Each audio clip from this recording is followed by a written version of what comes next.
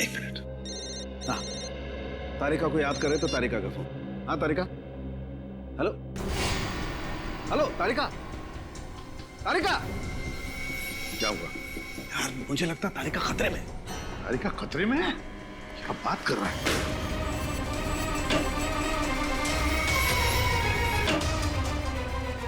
ओ तारिका, तारिका, तारिका, पानी लाओ, जल्दी पानी लाओ, पानी लाओ। तारिका, तारिका, तारिका, तारिका, तारिका, उठो उठो। क्या हुआ? हाँ, यू ओके? आओ बैठो। चलो चलो, कम आ जाओ, कम।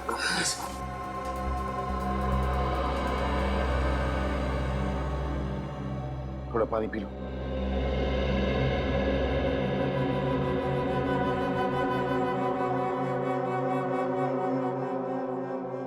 You okay? क्या हुआ? कैसे हुआ ये सब? सर, वो आंख लेके चला गया। आंख लेके चला गया? जिस बात का डर था वही हुआ। फिर से आंख चुरा के लेकर गए। वो आंख टेस्ट कर रही थी। दरवाजे पे एक आदमी आया। उसने प्यून के कपड़े पहने हुए थे। उसने मुझे कहा कि सालों के सने आंख मंगवाई है। मुझे उसी वक्त उस पर शक हुआ और मैंने आपको तुरंत फोन लगाया। फिर मैंने जैसे ही आपसे बात की, उसने मुझे क्लोरोफॉर्म सूंघा और मैं बेहोश हो गई। और अब सर सारा पैसा, सारा सोना हमारे हाथ लग चुका है। फिर ये आंख किसी को क्यों चाहिए होगी? और भी कोई राज जुड़ा हुआ है उस आंख के साथ। और भी कोई राज है जो अब तक हमारे सामने नहीं आया है। किसी भी हालत में हमें उस तीसरे आदमी तक पहुंचना ही है। पहुंचना है उस तीसरे आदमी तक। सर ये जो तीसरा आदमी है वो इस राज के बारे में अच्छी तरह से जानता है, इसीलिए उस आंख के पीछे पड़ा हुआ है सर। सचिन, और वो पूरा राज उस बंद लॉकर रूम के अंदर छुपा है। उस बंद लॉकर रूम के अंदर। सर पूरे शहर में ऐसी एक ही कंपनी है जो आइरिस लॉकर बनाती है। तो फिर चलो वहीं चलते हैं।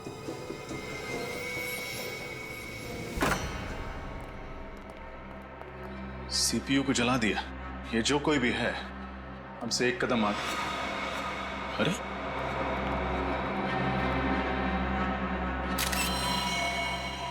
इन्हें तो गोली मारी गई है।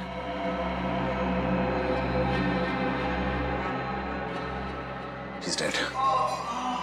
सर, वहां से आवाज आ रही है।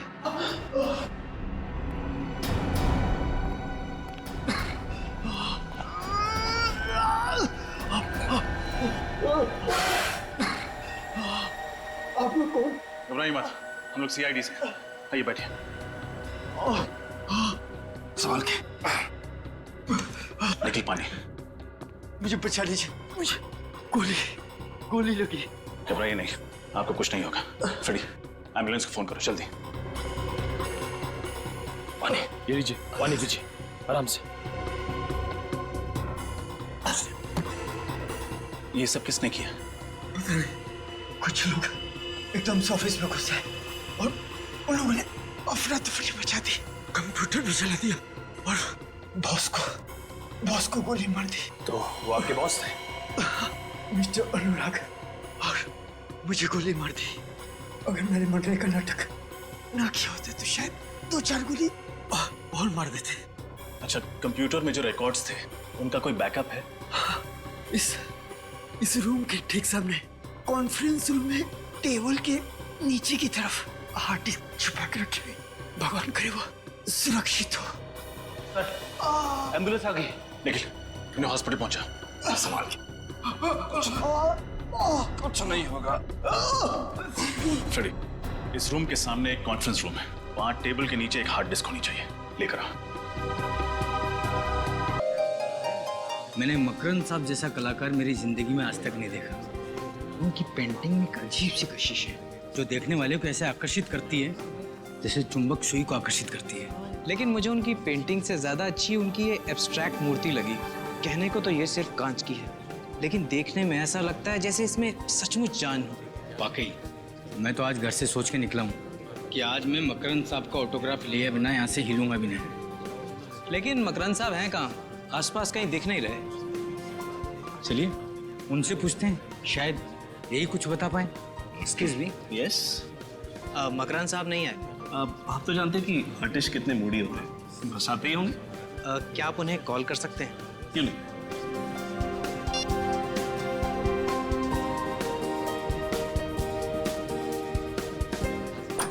कलर कॉम्बिनेशन देखिए। बेटा बेटा दौड़ते नहीं, बेटा एग्जीबिशन, बेटा ऐसे दौड़ते नहीं बेटा, कोई चीज टूट गई तो। पापा चलो ना घर पे जाते हैं, मैं बोर हो रहा हूँ। हाँ बेटा अभी 2 मिनट, हाँ मैं एक फोन करके आता हूँ। ओके पापा बिजी है, चलो तब तक हम लोग खेलते हैं।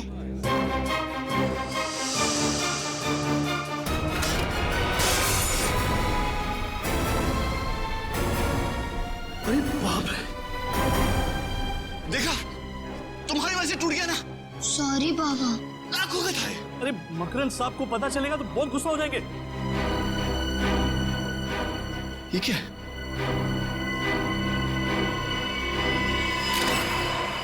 ओह माय गॉड, ये तो किसी इंसान की आंख है।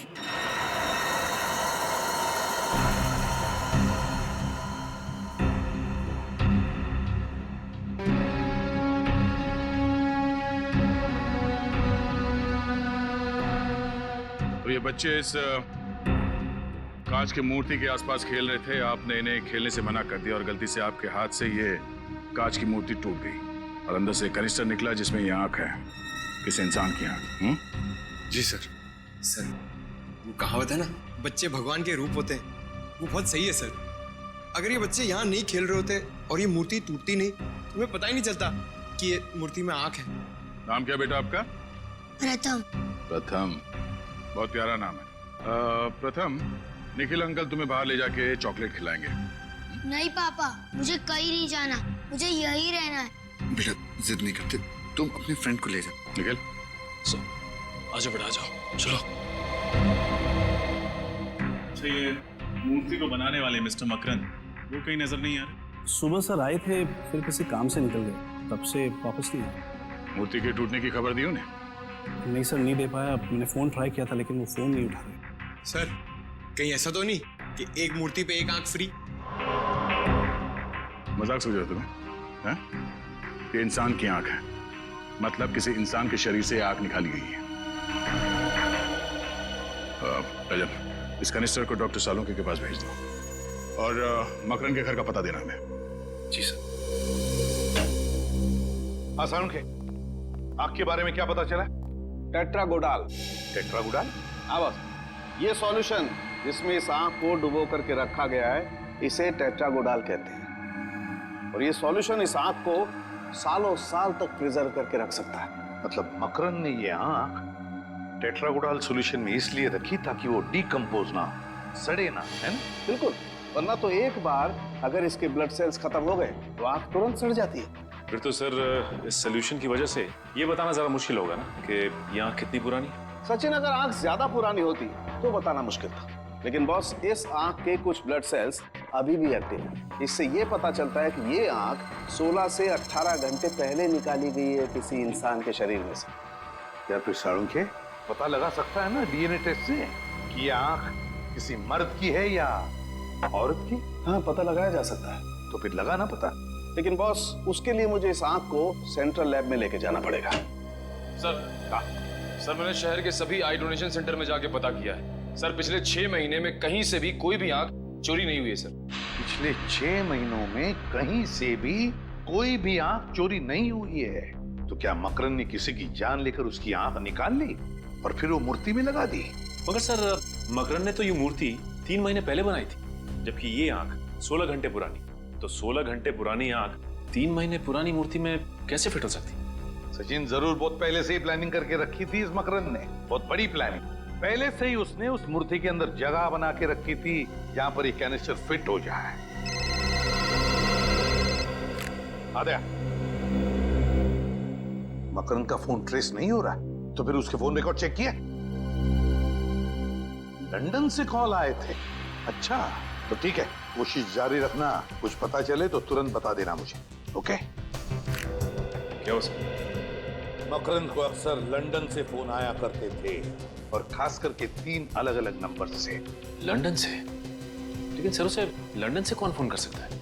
वही तो है, कौन ये 3 अलग-अलग नंबर से फोन करने वाले मकरंद को लंदन से? पता लगाना पड़ेगा। सर आप बिल्कुल फिक्र मत कीजिए, मैं अपनी जुबान का बहुत पक्का हूँ। आपका पार्सल समय से पहले पहुंच जाएगा। अब मकरंद बाहर गया हुआ है, पता नहीं कब तक आएगा। हाँ ठीक है, जैसे ही आएगा मैं उसको कह दूंगा कि आपसे बात कर लूँ। ओके जी, बाय।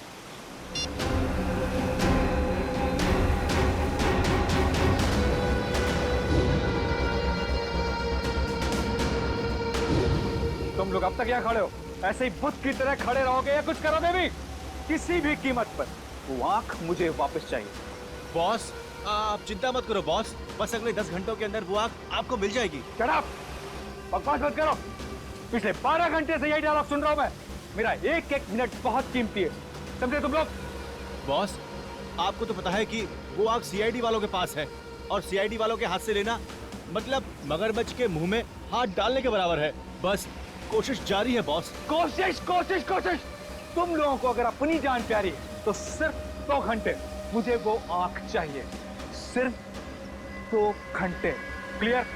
ठीक है बॉस, वो आंख आपको मिल जाएगी बॉस। Get lost.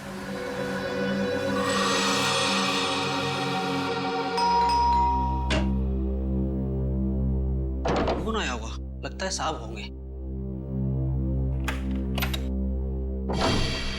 आप लोग? मकरंद है घर में? नहीं, मकरंद साहब तो घर पर नहीं है। तो ठीक है, फिर तुम ही से मिल लेते हैं। अरे मैं तो आपको जानता नहीं, फिर आप मुझसे मिलना क्यों चाहते हैं? जब तक मिलोगे नहीं तब तक जान पहचान कैसे होगी? सचिन, निखिल, देखो, हो सकता है घर में ही छुप के बैठा हो। अरे मैंने बोला ना साहब घर पर नहीं है, ऐसे कैसे घुस रहे हैं आप लोग? सीआईडी से हैं हम। सीआईडी?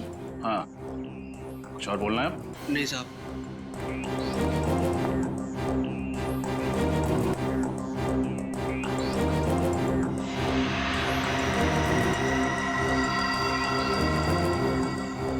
मकरंद तो घर में है ही नहीं। कहाँ गया मकरंद? पता नहीं साहब, बताकर नहीं गए। और कब से घर नहीं आए तुम्हारे मकरंद साहब? कल सुबह जो निकले अब तक लौटे नहीं। मकरंद अपनी पेंटिंग्स और मूर्तियाँ यहीं पे बनाता है? हाँ, पेंटिंग्स तो यहीं बनाते हैं मगर मूर्तियाँ नहीं। हाँ, यहाँ सिर्फ पेंटिंग्स दिख रही हैं। मूर्तियाँ कहाँ बनाता है जानते हो? पता नहीं साहब, मैं तो नौकर हूँ। ये लैपटॉप मकरंद का है? हाँ, ये साहब का ही है। निखिल,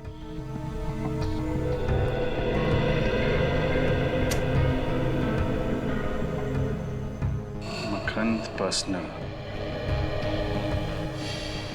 इस फोल्डर में कुछ होना चाहिए। ये देखो, पिछले 5 साल में मकरंद की पेंटिंग्स और मूर्तियां कितने में बिकी हैं, इसका पूरा ब्यौरा है इसमें। कोई भी पेंटिंग 15 से 20 हजार रुपए से ज्यादा में नहीं बिकी, जबकि हर मूर्ति कम से कम 40 से 50 लाख रुपए में बिकती है। तो फिर ये मकरंद सिर्फ मूर्तियां क्यों नहीं बनाता? हो सकता है सिर्फ अपनी संतुष्टि, अपने क्रिएटिव सेटिस्फैक्शन के लिए पेंटिंग्स बनाता हो। एक सेकंड, इसमें यह भी लिखा है कि ज्यादातर मूर्तियां लंदन में बिकती हैं, इसीलिए उसे लंदन से अक्सर फोन आया करते हैं। सचिन, कुछ तो है जिसका लेन देन लंदन से है। कल एग्जैक्टली कितने बजे तुम्हारे साहब यहाँ से गए थे? कल सुबह 8 बजे साहब निकले थे घर से एग्जीबिशन में जाने के लिए, ताकि पेंटिंग और मूर्ति सजा सके। फिर 10:30 बजे आए, और ताकि थोड़ा सो जाएं, ताकि शाम को एग्जीबिशन में वापस जा सके। तो आपके साहब घर पे सोए कितनी देर? सोए नहीं साहब, जैसे ही आए थे उसके 5 मिनट बाद वापस चले गए, और फिर अब तक नहीं आए। सिर्फ 5 मिनट में वापस चले गए? कैसे गए, अपनी गाड़ी से? नहीं, किसी टैक्सी में गए थे। ये कौन सी कंपनी की टैक्सी थी? ये तो पता नहीं साहब। अच्छा, ये टैक्सी तुम्हारे साहब ने बुलाई थी? नहीं साहब, उन्हें फोन आया था ये टैक्सी आ रही है, और जैसी टैक्सी आई वो टैक्सी में बैठकर निकल गए। टैक्सी का कुछ याद है तुम्हें? तुमने कुछ देखा था, उसका नंबर प्लेट वगैरह? नहीं साहब, नंबर प्लेट तो मैंने नहीं देखा, मगर हाँ उस पे एक स्टिकर लगा हुआ था, इतना गोल गोल होता है वो खाने का, क्या बोलते हैं, ढोकला? नहीं, ढोकला नहीं, पिज्जा। पिज्जा? किस कंपनी का पिज्जा था? क्या नाम था, ढेपला, डेल्पा पिज्जा। डेल्पा, हाँ साहब, उसी कंपनी का। और कुछ देखा था तुमने? हाँ साहब, गाड़ी के पीछे वाले शीशे पे एक और स्टिकर लगा हुआ था उड़ते हुए आदमी का। डेल्पा पिज्जा का ऐड और पीछे वाली कांच पर उड़ते हुए आदमी का स्टिकर।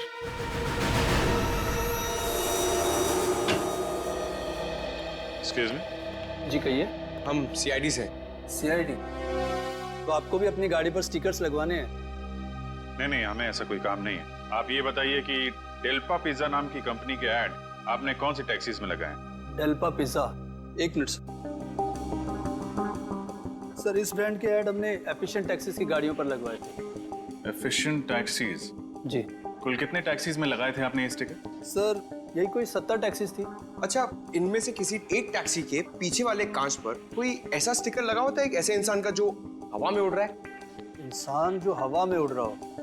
नहीं सर, ऐसे तो कुछ याद नहीं आएगा, पर हाँ हो सकता है मेरे स्टाफ में किसी को पता हो। समीर, आशीष, आनंद, मनीष, एक मिनट इधर आओ। हमने एफिशिएंट टैक्सीज के ऊपर जो डेल्पा पिज्जा के ऐड लगवाए थे, क्या उनमें से कोई टैक्सी ऐसी है जिसके पिछले वाले कांच के ऊपर कोई ऐसा स्टिकर है जिसमें कोई इंसान हवा में उड़ रहा हो? हाँ सर, ऐसा स्टिकर तो भोला की टैक्सी पे। भोला सर? भोला? ये भोला कहाँ मिलेगा? यहीं सर, आज वो सारी टैक्सियां फिर से आ रही हैं नए ऐड लगवाने के लिए, तो भोला भी जरूर आएगा। वेरी गुड, चलो भोला का इंतजार कर लेते हैं। तब नए ऐड के स्टिकर तैयार है? हाँ तैयार हैं, आप अपनी टैक्सी के पास जाइए, मिल जाएंगे। जी साहब।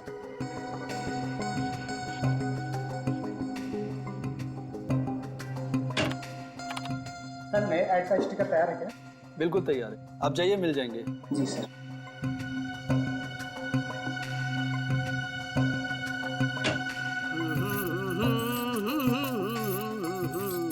चलो साहब, जल्दी से नया ऐड लगा दो, पुराना ऐड देख देख के लोग पक गए, और मैं भी। चलिए हम आपको कुछ नया दिखा देते हैं। आप लोग कौन है? आपकी टैक्सी के पीछे एक स्टिकर लगा हुआ है उड़ते हुए आदमी का, है ना? अरे भाई, मैं उड़ते हुए आदमी का लगाऊं या गिरते हुए आदमी का लगाऊं, इसे आप लोगों को क्या लेना देना है? लेना देना तो है, हम लोग सीआईडी से हैं। सीआईडी? जी। आप इस आदमी को पहचानते हैं? ये इसको तो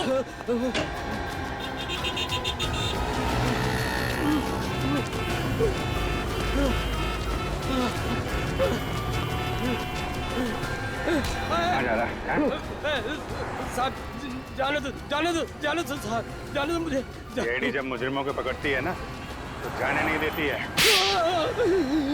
साहब मुझको माफ कर दो, मैंने ज्यादा पैसे कमाने के लालच में ये सब किया है। मकरन कहाँ है? कौन मकरन साहब? वही मकरन जिसने एग्जीबिशन रखी थी, जिस एग्जीबिशन में हमें आदमी की आंख मिली कांच की मूर्ति से, वो मकरन कहाँ है? वो आंख मूर्ति? मुझे कुछ समझ में नहीं आ रहा साहब। ना समझ पाने का नाटक बंद करो, जिसकी फोटो देखकर भागे थे तुम, ये आदमी कहाँ छुपा के रखा है इसे? अरे साहब, मैं तो ये समझा कि आप लोगों को पता चल गया है कि मैं अपनी टैक्सी कंपनी के साथ धोखा कर रहा हूँ, इसलिए मैं भागा था। धोखा? कैसा धोखा? साहब, हमारी टैक्सी कंपनी सिर्फ उन्हीं यात्रियों को टैक्सी में बैठने की अनुमति देती है जो फोन करके टैक्सी बुक कराते हैं, और पैसे के लालच में दूसरे यात्रियों को भी अपनी टैक्सी में बिठा लेता था। और साहब, ये आखिरी आदमी था जिसको मैंने अपनी टैक्सी में बिठाया था। ओह, तो तुम इसलिए भागे थे? हाँ साहब, मकरन के बारे में मुझे कुछ नहीं पता। और कब बिठाया था तुमने मकरन को टैक्सी में? साहब, कल सुबह 10 बजे फोन आया था, मुझे आरती नगर से फोन आया था कि टैक्सी चाहिए थी। मैं अपनी टैक्सी लेके वहाँ पहुँच गया था, बस, और कुछ नहीं जानता हूँ साहब। किस नंबर से फोन आया था? साहब, इस नंबर से फोन आया था साहब। हेलो, ये कहाँ का नंबर है? ओह, ओके, नहीं, thank you very much, thank you. Aarti Nagar के पीसीओ का फोन नंबर है ये। सर, मकरंद के नौकर ने कहा था कि उसने कोई टैक्सी बुक नहीं की थी, हो सकता है किसी और ने टैक्सी मंगवाई हो उसके लिए। हो सकता है मकरंद ने खुद फोन किया उस पीसीओ से जाके, ताकि जब कॉल रिकॉर्ड चेक हो तो किसी को उस पर शक ना हो। ये छोड़ा कहाँ था तुमने मकरंद? साहब, एनडी रोड पर गिलबर्ट आर्ट गैलरी है ना, उसी के सामने इसको छोड़ा था। सर मकरंद पहले आर्ट गैलरी में था, फिर वो घर गया था, फिर वो वापस आर्ट गैलरी क्यों जाएगा? गैलरी के बाहर उतरा था ना, सकते अंदर गया ना हो, क्योंकि सीसीटीवी फुटेज में तो दिखाई नहीं पड़ा। डॉक्टर साहब? हाँ डॉक्टर साहब, क्या? अरे आपको ज्यादा चोट तो नहीं लगी? आप कहाँ पे हो? आप वहीं पे रुको, हम लोग पहुंच रहे हैं। क्या हुआ सर? डॉक्टर सारुंखे को चोट लग गई है, जल्दी चलो डीबी रोड। आप ठीक तो है ना? I'm okay. आप कहे तो आपको हॉस्पिटल ले चलूं? नहीं नहीं, मेरे साथ ही आते होंगे। वो आ गए, मेरे साथ ही आ गए। Oh my God, excuse me doctor साहब, संभाल के, आप ठीक हैं? हाँ विजय, मैं ठीक हूँ। खून निकल रहा है। Pankaj, first aid. Thank you very much, हम लोग आगे, हम संभाल लेंगे। Thanks a lot. सर ये सब हुआ कैसे? मुझ पर किसी ने वार किया, हमला किया किसी ने। हमला? किसने किया? पता नहीं अभिजीत, मैं वो आँख लेकर के जा रहा था सेंट्रल लैब डीएनए टेस्टिंग के लिए। ये गाड़ी आई और यहाँ आकर के मेरी गाड़ी को ब्लॉक किया उस टाइम। ओके। उसमें से 4-5 लोग उतरे नकाब पहने हुए। हाँ। मेरे सर पे वार किया और वो आँख का कैनिस्टर लेकर के भाग गए। आँख चोरी हो गई? यार वो चोट की वजह से मैं बेहोश हो गया था तो। अरे नहीं डॉक्टर साहब, आप सही सलामत है, हमारे लिए वो ज्यादा इम्पोर्टेंट है। आँख तो हम लोग ढूंढ ही लेंगे। वैसे गाड़ी का नंबर देखा क्या आपने? हाँ, चोट लगने से पहले मैंने गाड़ी का नंबर देखा था। क्या नंबर है, याद है? गाड़ी का नंबर है ZPO 2979। ग्रेट डॉक्टर साहब। पंकज, पता करो आरटीओ से किसका नंबर है। सर हमें आंख मिली मकरंद की बनाई हुई मूर्ति में। सालून के सामने जो गाड़ी देखी वो मकरंद की थी। हो ना हो इन सब के पीछे ये मकरंद ही है। हो सकता है, चलो चल के आंख भी वापस ले लेते हैं और सड़क साहब पर किए गए हमले का हिसाब भी। सर लगता है ये मकरंद अपने दूसरे घर से भी गायब हो गया है, या फिर हो सकता है अंदर छुपा। सोच के रहो। दया सर का नाम लो और तोड़ दो दरवाजा।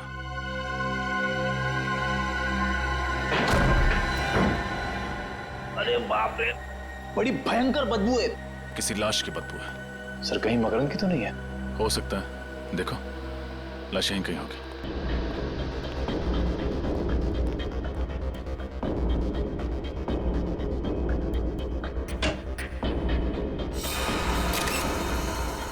सर ये तो मकरंद है। अरे इसकी तो एक आंख गायब है सर, मतलब वो आंख इसकी थी। सर हम लोग तो सोच रहे थे कि इन सब के पीछे ये मकरंद है, मगर किसी ने इस बेचारे को मारकर इसकी आंख निकालकर इसी की बनाई हुई मूर्ति के अंदर रख दी। और इसी की गाड़ी इस्तेमाल की डॉक्टर साळुंखे पर हमला करने के लिए। खून सिर्फ यहीं पे बहा। इसका मतलब गोली लगने के बाद मकरंद इधर उधर नहीं गया होगा, उसने यहीं पे दम तोड़ दिया होगा। कहीं ऐसा तो नहीं कि इसने आत्महत्या की हो अपनी गन से? नहीं फ्रेडी, खुद को ऐसे सामने से गोली मारना थोड़ा मुश्किल है, और कोई अपनी ही आंख कैसे निकाल सकता है? हाँ ये बात तो है। गोली सामने से लगी है और लाश की पोजीशन को देख के लगता है कि खूनी यहाँ कहीं खड़ा होगा। सर इस गन में से एक गोली चली है, शायद मकरंद ने उस खूनी पर चलाई होगी अपनी आत्मरक्षा के लिए। और अगर ऐसा हुआ है निखिल तो इसका निशाना जरूर चूक किया होगा, क्योंकि कहीं और तो खून है नहीं। गोली ढूंढो, नहीं होगी।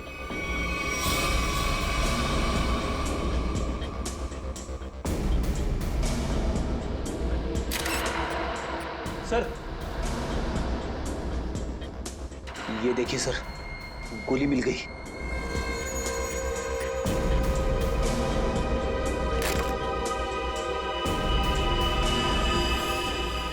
वेरी गुड फ्रेडी, एक काम करो और तलाशी लो, कुछ ना कुछ जरूर मिलेगा जो हमें खूनी तक पहुंचाए।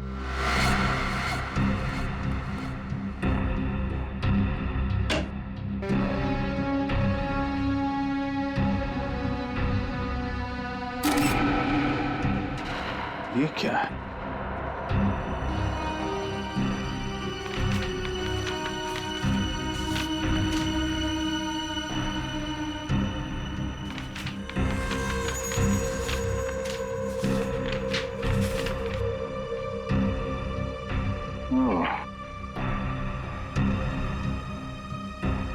मकरंद की पिछली मूर्तियों के स्केचेस देखा?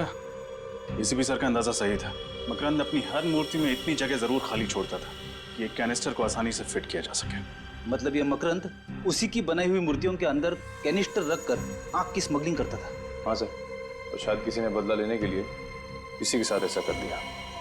मुझे नहीं लगता। आंखों की कालाबाजारी से सिर्फ 2-3 लाख रुपए कमाए जा सकते हैं। मकरंद की हर मूर्ति कम से कम 40 से 50 लाख रुपए में बिकती है, तो फिर सिर्फ 2-3 लाख रुपए के लिए कोई इतना खतरा क्यों लेगा? जरूर मकरंद की मूर्तियों में आंखें नहीं, कोई और चीज स्मगल की जाती है। कैसी चीज? वो तो नहीं पता फ्रेडी, लेकिन ये स्मगलिंग इंग्लैंड में होती है, तभी तो उसे लंदन से इतने फोन आते थे। तब तो सर इस मकरंद का कोई पार्टनर होगा, दोनों मनमन हुई, उसने इसे पर पहुंचा दिया। वही होगा निखिल जो मकरंद की मूर्तियों को विदेश भेजता था। पता करो कौन है।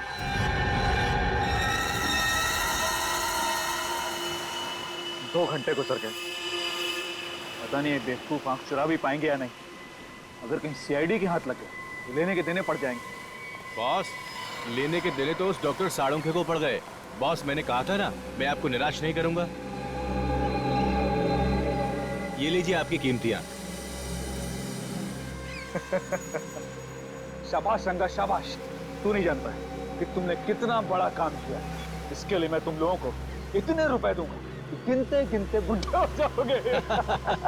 बॉस, आप तारीफ कर रहे हैं या ताना मार रहे हैं? तारीफ कर रहा हूँ, तारीफ।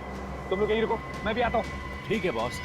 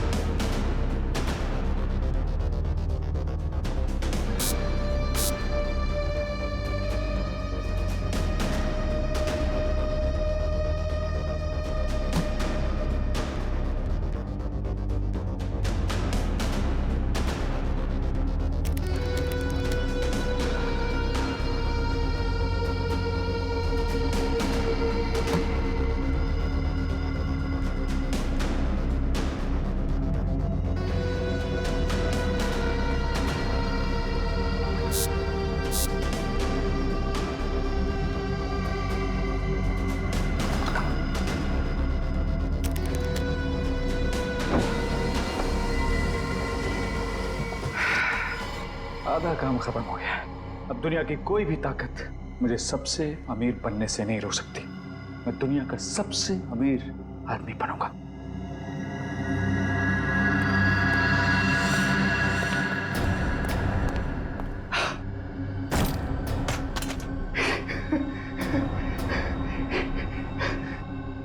सब कुछ मेरा है, सब कुछ मेरा है।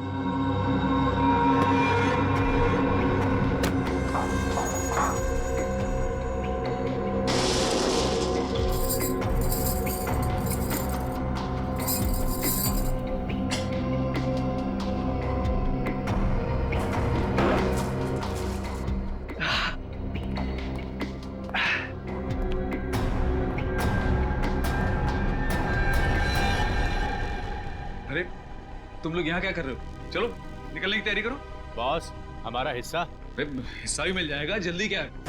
मैं कोई भागा थोड़ी जा रहा हूँ। बॉस, माफ करना, पैसों के सामने कोई किसी का नहीं होता। मुझसे गद्दारी अभी देता हूँ हिस्सा। माफ करना, ये सारी की सारी दौलत सरकारी खजाने में जाएगी। गज नीचे।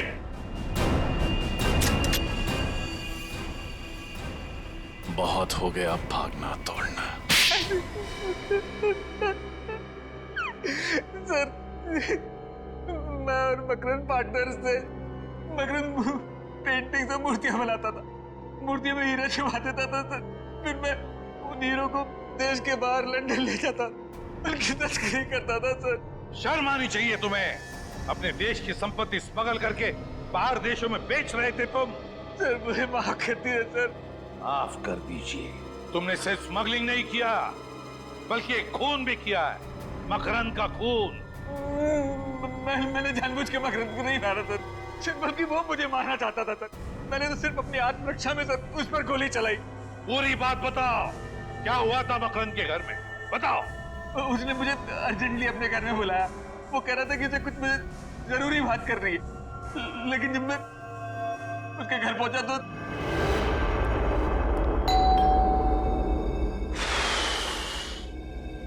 अरे दरवाजा तो खुला हुआ है।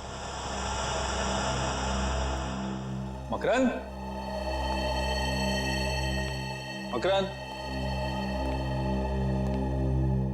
मकरंद कहाँ हो यार? मुझे घर में बुला के दरवाजा खोलकर बाहर चले गए क्या? तुम हीरो की चिंता बिल्कुल मत करना, मैंने जुबान दी है ना, तुम्हें हीरे मिल जाएंगे वक्त पर। मोहित का इंतजाम मैंने कर दिया है। आज का दिन उसके जिंदगी का आखिरी दिन होगा और उसकी लाश से आंख निकालकर मैं पूरे खजाने का अकेला मालिक बन जाऊंगा।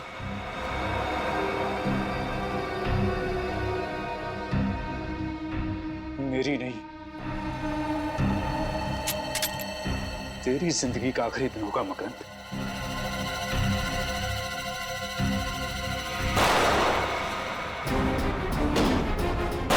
मुझे मारेगा, मुझ पे गोली चलाएगा तू?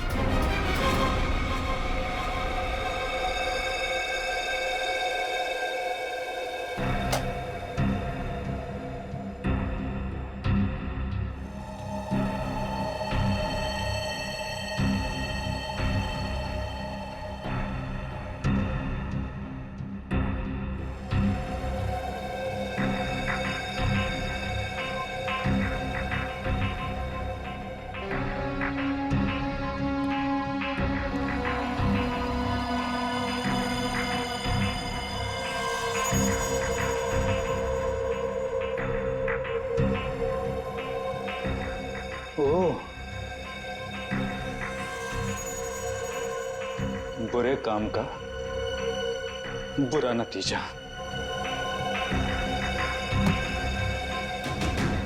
अब जो तू मेरे साथ करने वाला था,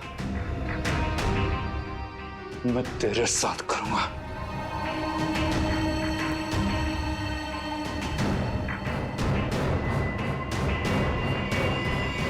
और जब मकरंद की मौत हो गई तो तुमने सोचा क्यों ना उसी का प्लान उसी पे आजमा लिया जाए, क्यों? आज मैंने मकरंद की आग निकाल ली, क्योंकि उस लॉकर रूम का दरवाजा हम दोनों की आग से खुलता था सर। लॉकर रूम का दरवाजा आंख से खुलता था? मतलब आइरिस रिकॉग्निशन टेक्नोलॉजी। हाँ सर, वही iris recognition technology.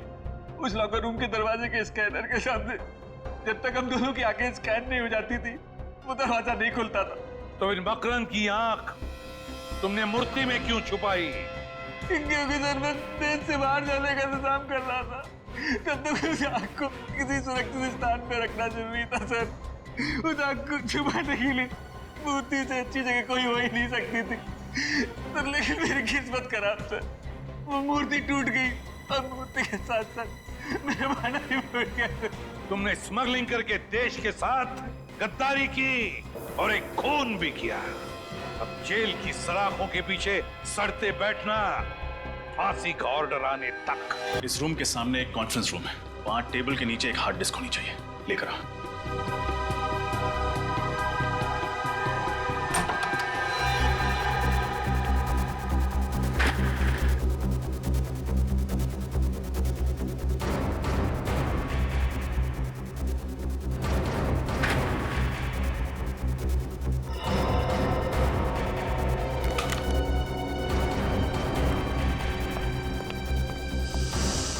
Sir, hard disk मिल गई।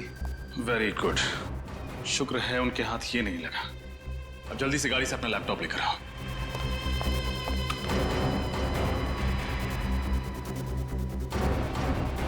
लैपटॉप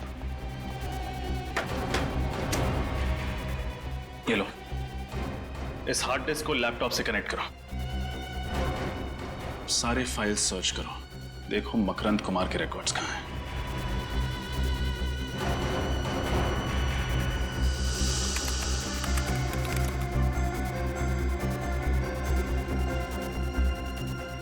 सर, इस मकरंद ने तो 2 बार आइरिस रिकॉग्निशन टेक्नोलॉजी का इस्तेमाल किया है, एक बार मोहित के साथ और दूसरी बार इसके साथ। तो ये है हमारा तीसरा आदमी। अरे दया अंकल आप। अरे प्रथम बेटा, कैसे हो आप? मैं ठीक हूँ। अच्छा दया अंकल, मैं खेलने जाता हूँ। ओके बेटा। अरे बेटा, आप कितनी बार कहा मेरे पूछे बगैर दरवाजा नहीं खोलने का।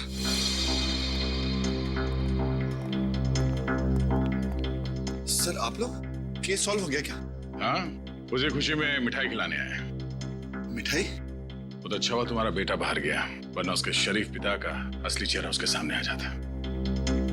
अरे बेटा! ना, ना। मिठाई नहीं खाओगे? मोहित से पहले मकरंद का पार्टनर मैं था। एक दिन उसे शक हुआ कि स्मगलिंग के पैसे में से मैं पैसे चुरा रहा हूँ, और उसने सारा पैसा उस लॉकर रूम में बंद कर दिया। 5 साल पहले मकरंद और मेरा झगड़ा हो गया, और उसने मोहित को अपना पार्टनर बना लिया। इसकी वजह से तुम्हारा करोड़ों का माल उस लॉकर रूम में कैद हो गया।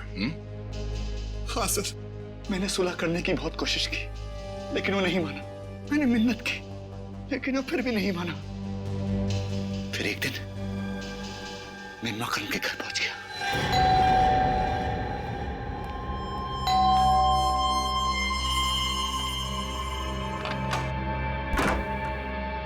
सौरभ तुम?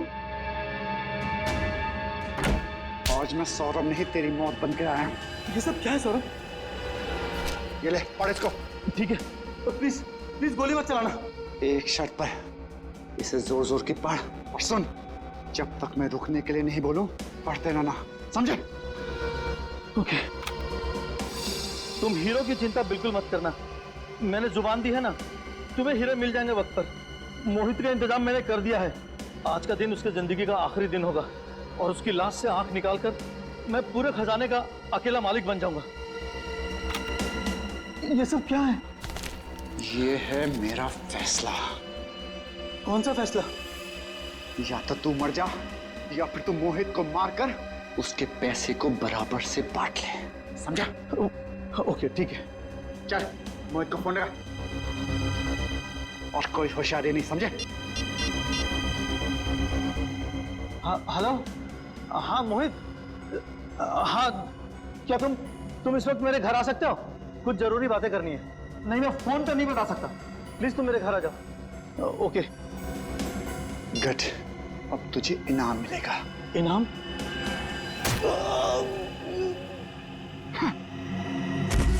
बेवकूफ, तुझे क्या लगा मैं करोड़ों का खजाना तुझे दे दूंगा?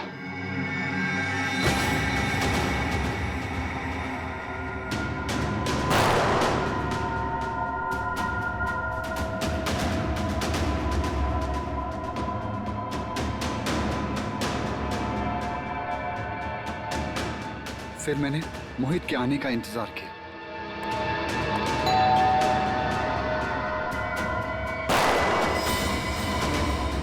मुझे मारेगा, मुझ पे गोली चलाएगा तू? और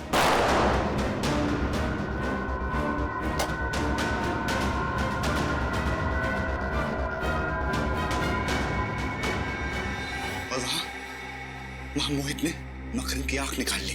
फिर मैंने मोहित का पीछा किया। उसने वो आंख उसी मूर्ति में छुपा दी जिसमें मकरंद अपने हीरे छुपाया करता था। फिर एग्जीबिशन में अपने बेटे को रोकने के बहाने उस मूर्ति को धक्का दे दिया, ताकि वो आंख सबके सामने आ जाए और आप लोग इन्वॉल्व हो जाए। तुम हम लोगों को इस प्लान में क्यों शामिल करना चाहते थे? क्योंकि मैं एक ही तीर से 2 शिकार करना चाहता था। एक तरफ मैं सारा खजाना हड़पना चाहता था, और दूसरी तरफ मैं चाहता था कि मकरंद के खून में मोहित बच जाए और मुझ पर कोई आश ना है। तुम जानते थे कि खजाने के लिए मोहित हमसे वो आग चुरा लेगा, और तुम मोहित पे हमला करके उससे उसका खजाना चुरा लोगे और वो आग भी, और दोनों खजाने के मालिक बन जाओगे। हाँ, मेरा प्लान कामयाब भी हो गया था। मोहित ने डॉक्टर सालुंके से वो आग भी चुरा ली थी। उसने अपना सारा पैसा भी निकाल लिया था। बस मुझे मोहित को मारना था और ऐसा दिखाना था कि उसे उसी के आदमियों ने मारा है, लेकिन इससे पहले कि मैं करता। हम मोहित तक पहुंच गए और तुम्हारा प्लान चौपट हो गया। तुमने मोहित को मकरंद का खून करने पे मजबूर कर दिया, और अपने इस घिनौने प्लान में सीआईडी को शामिल करने की गलती की। तुम्हें सख्त से सख्त सजा दी जाएगी।